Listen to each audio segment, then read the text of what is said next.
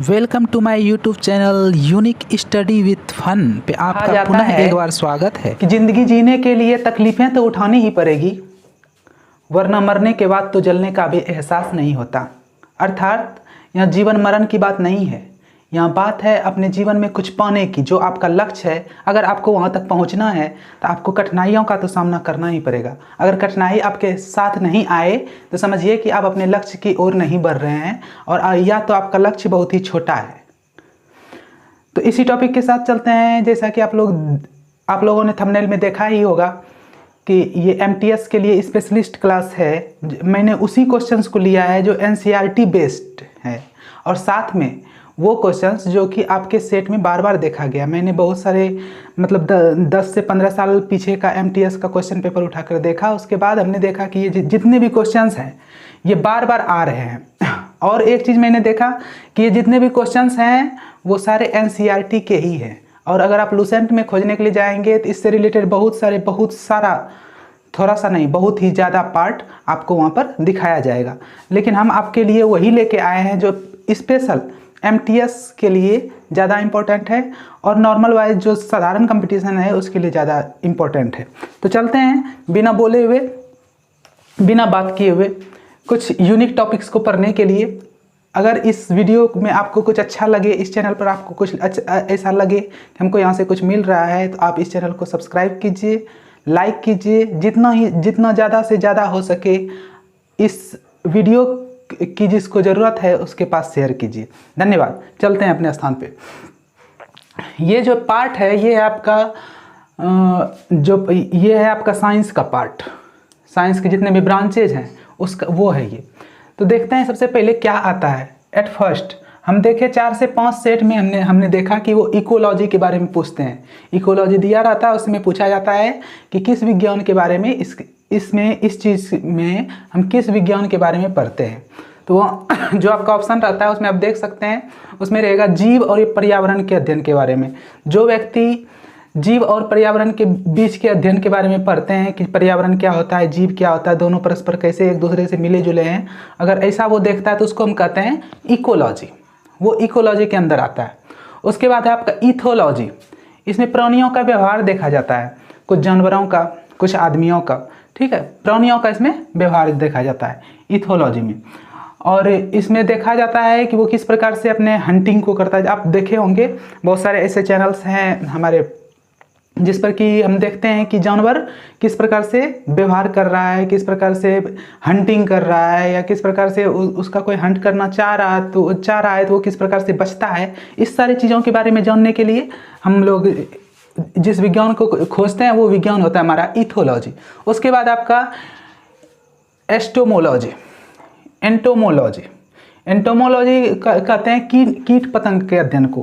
कीट पतंग जितने भी होते हैं उसके शरीर में क्या होता है, नहीं होता है, कैसे होता है, वो किस प्रकार से अपना जीवन यापन करते हैं, उसका जन्म कहाँ से होता है, इस सब सारे चीज़ों के बारे में जानने के लिए हम कीट पतंग का अध्ययन करते हैं। कीट पतंग के अध्ययन का जो विज्ञान होता है उसको कहते हैं एंटोमोलॉजी। उसके बाद चलते हैं एपीकल्चर। बहुत ही बार, एक बार नहीं, मैंने बहुत ही सारे सेट में मैंने देखा है कि एपीकल्चर का यूज किया जाता है। एपीकल्चर के बारे में पूछा जाता है। बहुत ही सिंपल सा है, अगर आप थोड़ा सा ट्रिकली इसको थोड़ा सा याद रखिए कि एपीकल्चर को मधुमक्खी के पालन से जोड़ा जाता है। मधुमक्खी का जो पालन किया जाता है उसके बारे में जो भी जानकारी आपको चाहिए उस विज्ञान को, अगर मधुमक्खी पालन के बारे में कोई जानकारी चाहिए या उसकी अगर आप पढ़ाई कर रहे हैं तो उसको हम कहते हैं एपीकल्चर। उसके बाद आपका एपिग्राफी, जिसे शिलालेख संबंधी ज्ञान का अध्ययन किया जाता है। शिलालेख मतलब कि जो पौराणिक चीज़ें हमें मिलती है, कुछ लिखा हुआ, कुछ पढ़ा हुआ, या फिर कोई भी चीज़ मिलता है तो कार्बन 14 वो पद्धति से हम उसमें देखते हैं कि वो कितने साल का है, कितने समय का है, उसको पता लगाते हैं, और उसके बारे में हम लोग इतिहास से रिलेटेड उसके बारे में सब कुछ लिखते हैं। तो इसको हम कहते हैं एपिग्राफी। उसके बाद आप ऑप्टिक्स, जो साइंस पढ़े हैं उसको बताने की ज़रूरत नहीं है कि ऑप्टिक्स क्या होता है, क्योंकि उसमें एक लेसन ही है आपका ऑप्टिक्स। और ऑप्टिक्स जो है बहुत बार पूछा गया है आपके एमटीएस में, इसीलिए आप इसको ज़रूर से ज़रूर याद करें। इसमें प्रकाश के प्रकार एवं गुणों का अध्ययन किया जाता है। उसमें लेंस है या फिर किसी प्रकार का और प्रकार का प्रकाश है, या प्रकाश के कितने प्रकार के होते हैं, या फिर वो कितने मिनट में कितना किलोमीटर, या उसकी गति क्या है, वो कहाँ पे सघन से विरल में जाती है, विरल से सघन में जाती है, तो किस प्रकार का होता है। इस सब सारे चीज़ों के बारे में जब जानते हैं हम तो उस विज्ञान को कहते हैं ऑप्टिक्स। इसमें हमें प्रकाश के प्रकार और उसके गुणों के अध्ययन के बारे में जानकारी मिलती है। अगर आपको ये वीडियो इम्पोर्टेंट लग रहा है तो इस वीडियो को ज़रूर से ज़रूर शेयर कीजिए और इस चैनल को सब्सक्राइब कीजिए। धन्यवाद। उसके बाद पुनः चलते हैं हम अपने टॉपिक्स पे। उसके बाद आपका कार्डियोलॉजी, ऐसे कार्डियोलॉजी इसको बोलते हैं, हृदय की रचना एवं रुधिर कार्य पद्धति। ये आपका बायोलॉजी का एक छोटा सा पार्ट है जिसके बारे में बहुत बार एमटीएस में पूछा गया है। इसलिए मैंने जब बार बार उस क्वेश्चन पेपर को उल्टाया तो एक ही चीज़ को देखने के बाद मैं इस वीडियो को बनाने में मैंने इसको शामिल किया। ये है आपका कार्डियोलॉजी। उसके बाद है आपका पोमोलॉजी, जिसमें फूलों का अध्ययन किया जाता है। वो होता है आपका पोमोलॉजी, जिसमें फल फूल इस सब के बारे में अध्ययन किया जाता है। और ये भी एक ब्रांच है आपका इसका साइंस का। उसके बाद है पेडागोजी अधिकतर वही लोग पढ़ते हैं जो कि कला अध्ययन जो करवाते हैं, मतलब बच्चों को पढ़ाने के लिए किस प्रकार से हम बच्चे को पढ़ा सकते हैं, तो उसके लिए हम लोग करते हैं कला अध्ययन। ये होता है आपका पेडागोजी। उसके बाद होता है क्रायोजेनिक्स। ये भी बहुत बार आया, बहुत ही ज़्यादा इंपॉर्टेंट है। ये भी निम्न ताप पर वस्तु का अध्ययन करना, मतलब ज़्यादा ताप पर, कभी कभी निम्न ताप पर, मतलब अत्यधिक ताप पर क्या होता है, निम्न ताप पर क्या होता है, इस सब के बारे में जानकारी प्राप्त करने के लिए हम पढ़ते हैं क्रायोजेनिक्स। तो इस वीडियो को बनाने के लिए हमारी टीम जो है वो बहुत ही अत्यधिक मेहनत करती है। उसको बहुत ज़्यादा सेट देखना पड़ता है, उसके बाद ही आप लोगों के लिए एनालिसिस करके ये चीज़ लाया जाता है।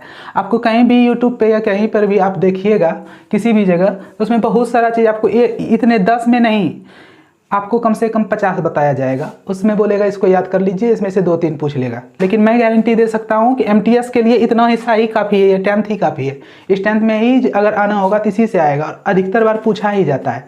इसलिए आप इसका स्क्रीनशॉट ले लें और इसको अपने कॉपी में लिखें, और हमारे जो प्यारे प्यारे स्टूडेंट्स हैं वो इसको याद करें, और साथ में ही इस चैनल को सब्सक्राइब करें, इस वीडियो को शेयर करें, जितना ज़्यादा से ज़्यादा हो सके लाइक करें।